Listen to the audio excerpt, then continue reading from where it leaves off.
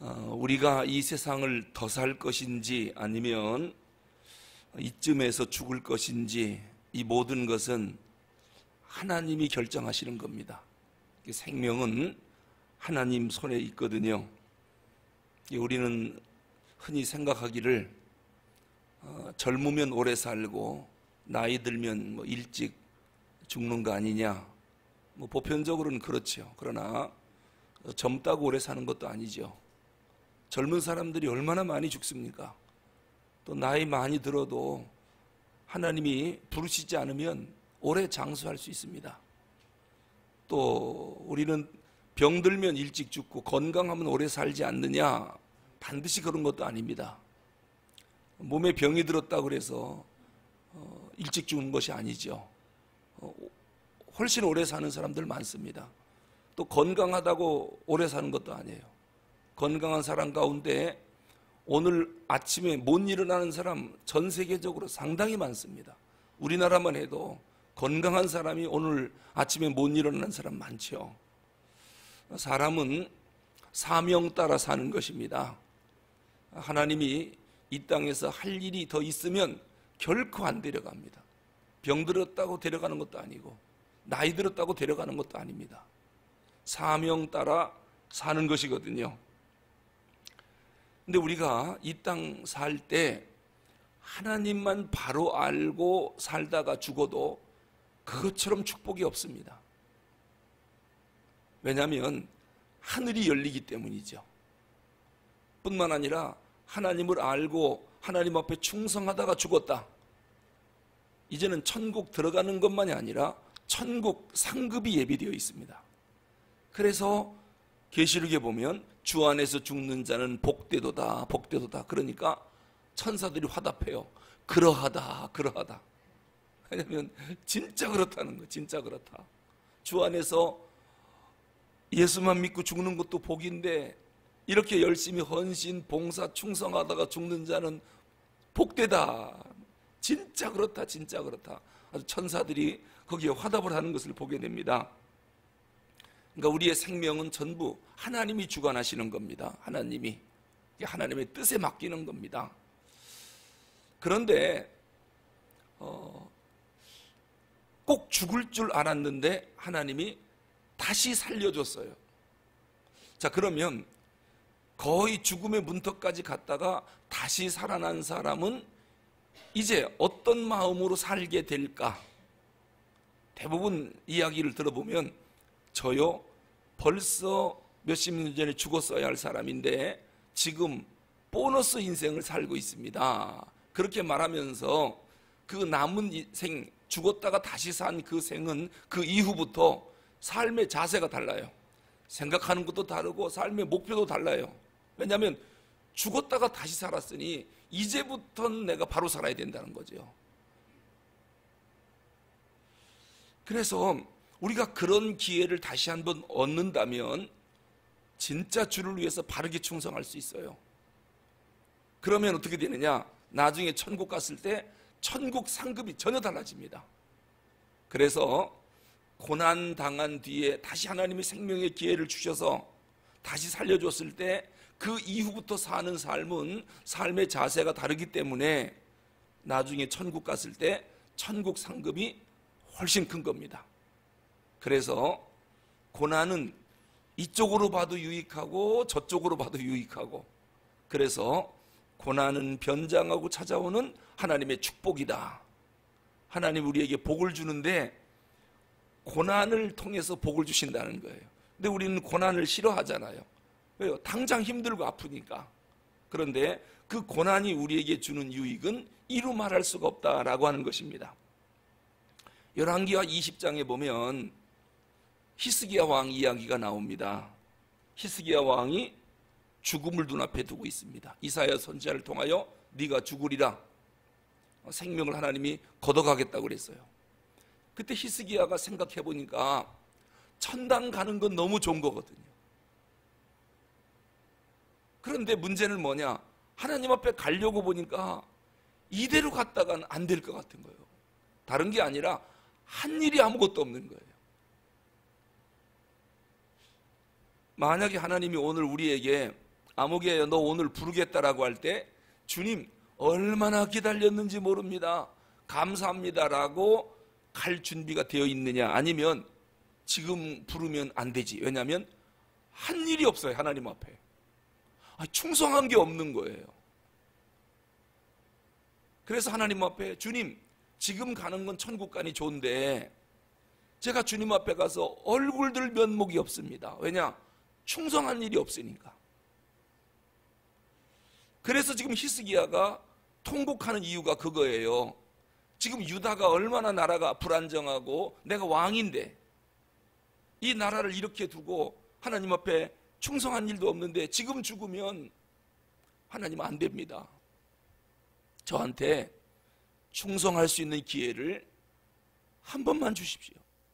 그래서 우는 거예요. 벽을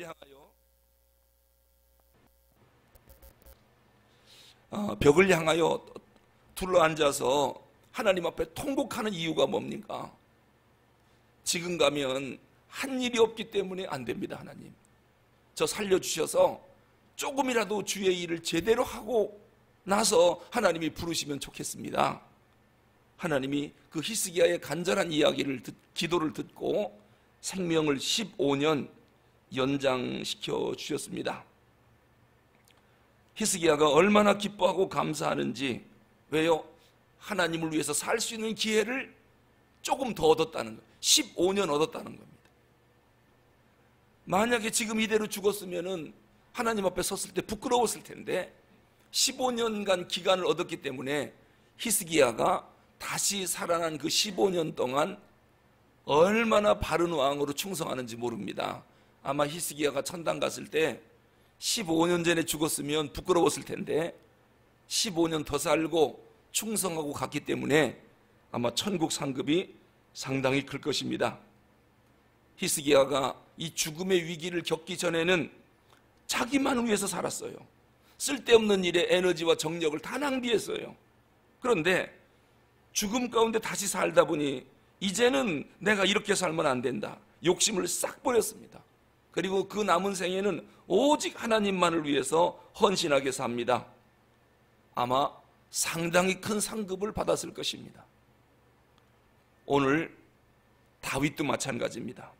오늘 시편 30편에서 다윗이 이렇게 감사 시를 써서 찬송을 부르는 이유가 뭐냐?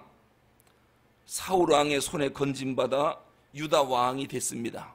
사울 왕에게 쫓겨다닐 때는 내 인생 이것으로 끝이구나, 이렇게 죽는구나, 아마 상당히 비참하게 생각했을 거예요. 왜냐하면 일개 목동인데 그리고 힘없는 한 사람에 불과하지 않습니까? 사울 왕은 절대 권력을 쥐인 사람이에요. 왕이 군사를 풀어서 다윗을 죽이라는 겁니다. 그건 죽은 목숨이나 똑같습니다. 여러분, 만약에 대통령이 우리 시민 하나를 저 사람을 죽여라고 군대를 풀었습니다. 그럼 그 사람은 죽는 겁니다. 어떻게 삽니까? 그래서 다윗이 이리 피하고 저리 피하고 산속으로 피하고 동굴로 피하고 하다 안 되니까 국경선을 넘어가 버렸습니다. 38선을 넘어갔어요. 왜? 못 쫓아오도록. 그랬더니 38선에서는 다윗을 알아본 거지요. 어떻게 알아봤습니까? 옛날 골리앗을 죽인, 저 사람이 골리앗을 죽인 사람이라는 거예요. 블레셋 땅으로 넘어가 버렸거든요. 피하다 마지막 막다른 골목에서는 국경선을 넘어간 거예요. 이렇게 위기에 처해 있던 다윗, 죽은 목숨이나 다름없지요. 하나님이 다시 살려줬어요. 그러니 얼마나 감사하겠어요. 다시 유다의 왕으로 하나님이 세워준 거예요. 그리고 두 번째는 아들 압살롬이 반란을 일으켜서 이제는 내가 왕궁에서 쫓겨나 다시는 왕궁으로 못 돌아갈 거다, 인생 밑바닥으로 추락했다라고 생각했을 때 하나님이 다시 압살롬의 반란을 진압하게 하고 다시 왕궁으로 돌아와 왕위를 회복했을 때, 그때 다윗이 무슨 생각합니까? 내가 죽은 목숨이었는데 하나님이 다시 살려줬다. 이제부터는 내가 바르게 왕 노릇을 해야지. 그러면서 감사해서 쓴 시가 시편 30편이에요. 그래서 그런 생각을 합니다. 사람에게는 간혹 시련, 연단, 고난이 필요하기도 하다. 고난이 왜 중요하냐? 내 교만, 내 욕심, 이거 중간중간 죽여야 되거든요. 그런데 고난이 없으면 교만과 욕심이 죽을 기회가 없는 거예요. 갈수록 승해요. 교만이 갈수록 커지고 욕심이 갈수록 커져요. 이것을 내려놓는 방법은 어려움이 오는 길밖에 없어요. 정직하게 하나님 앞에 붙들려서 겸손한 사람이 되는 길은 고난밖에는 약이 없는 거예요. 만약 이런 고난이 안 오면요, 평생 동안 하나님하고 숨바꼭질해요. 하나님은 나를 붙잡으러 쫓아오고 나는 싫다고 도망가고, 하나님은 사명을 주시고 나는 사명 감당 안 하겠다고 계속 도망다니고, 평생 동안 제대로 된 신앙생활, 제대로 된 충성을 한 번도 못하고 인생을 마치게 되는 거예요. 그런데 환난이 오면은 이게 하나님 손에 붙잡힌 거거든요. 하나님과 완전히 연합된 삶을 살게 되는 거, 이것이 고난이 우리에게 주는 유익입니다. 자, 우리 10절을 한번 읽어보겠습니다. 10절을 다윗이 어떻게 고백하는가? 시작. 여호와여 들으시고 내게 은혜를 베푸소서. 여호와여 나를 돕는 자가 되소서 하였나이다. 지금 하나님이 다윗을 도우셔서 다시 왕으로 지위를 회복시켰지요. 그러니까 성도들이 당하는 고난의 성격은 이미 결정됐습니다. 이건 심판이 아니라 연단이로구나. 왜 예수 믿는 사람에게 어려운 일이 올까? 이거는 너 망하게 하려고, 하나님이 죽이려고 우리에게 고난을 주는 게 아니라 연단이라는 거예요. 연단은 뭡니까? 더 바람직한 사람으로 하나님이 만들겠다는 겁니다. 이제부터는 자기 힘으로 살지 않고 세상에 흘러가 살지 않고 하나님의 도우심을 받아 사는 그러한 신앙인으로 만들겠다는 것입니다. 사실 하나님이 우리를 한순간에 우리는 망할 수밖에 없어요. 우리는 하나님의 도우심으로 사는 자들입니다. 뭐가 지금 줄이 문제가 있는가 봐요. 자, 우리 11절 다시 한번 읽어보겠습니다. 11절 시작. 주께서 나의 슬픔이 변하여 내게 춤이 되게 하시며 나의 베옷을 벗기고 기쁨으로 띠띠우셨나이다. 아멘. 자, 하나님이 다시 복을 주니까 어떤 일이 생깁니까? 다윗이 나의 슬픔이 변하여, 사실 다윗 많이 울었거든요. 내게 춤이 되게 하시며, 갑자기 하루아침에 슬프다가 춤추게 만드는 거예요. 나의 베옷을 벗기고, 베옷은 슬플 때 입는 옷이거든요. 기쁨으로 띠띠우셨나이다. 그러니까 성도들이 고난을 당하여 슬픔, 베옷을 입고 고통 중에 있다 할지라도 이것이 인생 끝이 아니다라고 하는 거예요. 하나님이 반드시 슬픔을 춤으로 바꿔주시고 베옷을 벗기고 기쁨으로 띠를 띄워주시려고. 그러니까 이 고난은 연단이라는 거예요. 연단. 이 고난만 잘 통과하면 반드시 기쁨이 오고, 그리고 춤을 추게 하나님이 만들어 주신다라고 하는 것입니다. 자, 그러면 이제 우리가 이러한 고난 속에서 어떻게 해야 하는가? 고난을 대하는 자세, 12절입니다. 12절 같이 읽어보겠습니다. 시작. 이는 잠잠하지 아니하고 내 영광으로 주를 찬송하게 하심이니 여호와 나의 하나님이여 내가 주께 영원히 감사하리이다. 아멘. 이제 이 고난에서 다시 회복된 우리들이 어떻게 살아야 되는가? 다윗이 결심을 합니다. 내가 이제부터 하나님에 대하여 잠잠하는가 두고 보십시오. 내가 하나님에 대하여 잠잠하지 않을 것입니다. 하나님을 계속 선전하겠다는 거예요. 하나님을 증거하겠다는 거예요. 그리고 내 영광으로 주를 찬송하게 하심이니 여호와 나의 하나님이여 내가 주께 영원히 감사하리이다. 이제부터는 하나님에 대하여 온 세상 사람들에게 내가 나팔을 불고 다니겠습니다. 하나님이 어떠한 분인지, 그리고 그 하나님 앞에 감사를 평생 잊지 않겠습니다. 날마다 하나님 앞에 감사하고 살겠습니다. 여러분, 하나님의 전능하심을 내가 쉬지 않고 증거하겠습니다. 어떤 사람이 그렇게 증거하고 다닐까요? 죽음의 문턱까지 갔다 왔다는 사람이에요. 죽음의 문턱까지 갔다 온 사람들은 거기서 기적을 체험하면 전 세계 간증하러 다닙니다. 그렇죠? 누가 간증자가 됩니까? 이 교회 저 교회 쉬지 않고 간증하러 다니는 사람이 누굽니까? 죽음의 문턱까지 갔다가 기적적으로 하나님의 은혜를 입은 사람들은 쉬지 않고 하나님에 대하여 이야기하러 다녀요. 근데 그런 고난을 겪어본 사람이 없는 사람들은 간증할 게 없는 거예요. 어디 뭐 집회를 다닐 수가 없는 것이지요.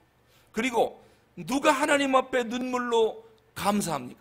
날마다 하나님 감사합니다, 감사합니다. 누가 기도합니까? 죽음의 문턱까지 갔다 온 사람이에요. 인생 밑바닥까지 내려갔다가 하나님의 은혜로 인생 역전한 사람들. 서점에 가면 역경을 극복한 사람들이라고 하는 그 책이 있습니다. 제목이 역경을 극복한 사람들이에요. 그 사람들은 사회적으로도 크게 성공한 분들인데 그분들은 어디를 가서 강연을 하든 세미나를 하든 많은 사람에게 용기를 주고 도전을 주고, 아니 어떻게 저렇게 훌륭한 삶을 살까? 말 그대로 역경을 극복한 신앙인들이에요. 인생 밑바닥에서 죽음까지 생각했던 사람들이에요. 그런데 그들이 하나님의 은혜로 인생을 완전히 역전시켜 지금 사회 저명인사가 된 겁니다. 그래서 그분들의 과거 고난의 이야기를 듣고 하나님이 어떻게 인생을 역전시켰는지 그 간증을 들으면 사람들이 막 힘을 얻는 거예요. 용기를 얻는 거예요. 어떻게 저렇게 훌륭한 사람이 됐을까? 고난을 당해봐서 그래요. 어쩌면 저렇게 감사하는 사람이 됐을까? 고난 당해봐서 그래요. 어쩌면 저렇게 쉬지 않고 하나님을 증거할까? 고난 당해봐서 그래요. 오늘 다윗이 주님, 이제부터 내가 평생 주님을 증거하지 않는가 두고 보십시오. 그리고 내가 평생 동안 감사하고 살겠습니다. 이런 인간으로 만들려고 하나님이 다윗에게 인생 밑바닥까지 내려가는 고난, 죽음 직전까지 가는 고난을 당하게 한 것입니다. 기도하겠습니다.